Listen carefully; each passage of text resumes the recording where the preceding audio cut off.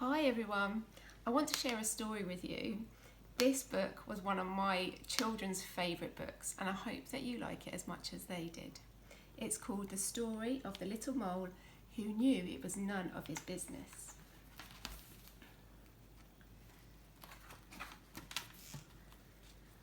One day, the little mole poked his head out from under the ground to see whether the sun had already risen. Then it happened. It looked like a sausage, and the worst thing was it landed on his head. "How mean!" cried the little mole. "Who has done this on my head?" But he was so short-sighted that he couldn't see anyone around. "Did you do this on my head?" he asked the hare. "Me? No! How could I? I do it like this," answered the hare, and rat-a-tat-tat, 14 little round beans shot past the mole's ears. He saved himself with a daring leap.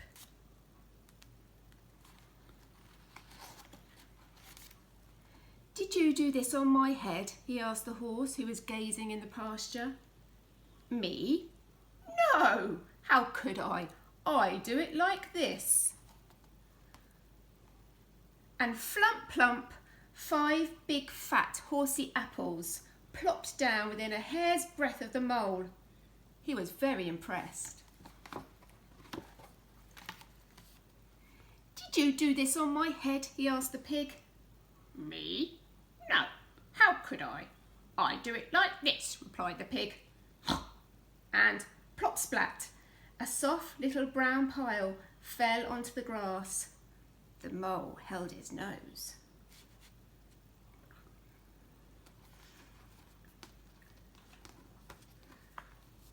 "Did you do this on my head?" he asked the cow, who was chewing the cud. "Me? No, how could I? I do it like this." And kersplosh, a big brown green pancake flopped into the grass just next to the mole. He was very relieved that it hadn't been the cow who had done something on his head.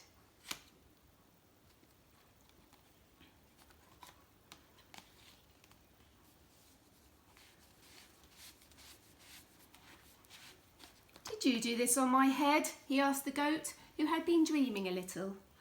"Me? No, how could I? I do it like this," she replied. And plippity plop, a pile of toffee-coloured little balls landed on the grass.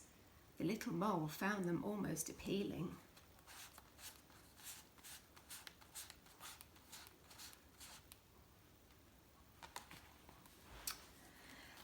"Did you do this on my—" He was just going to ask again, but only 2 big, fat, black flies came closer, and they were eating. "At last! Someone who'll be able to help me," thought the little mole. "Who did this on my head?" he asked excitedly. Keep nice and still," buzzed the flies. There was a short pause, and then, "It's clear to us that it was a dog." Finally, the little mole knew who had done the business on his head. Basil, the butcher's dog. Quick as a flash, he climbed onto Basil's kennel.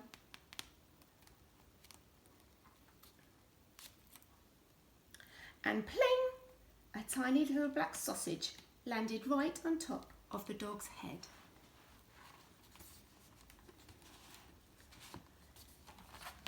Satisfied at last, the little mole disappeared happily into his hole under the ground. I hope you enjoyed that story as much as I did. Good night.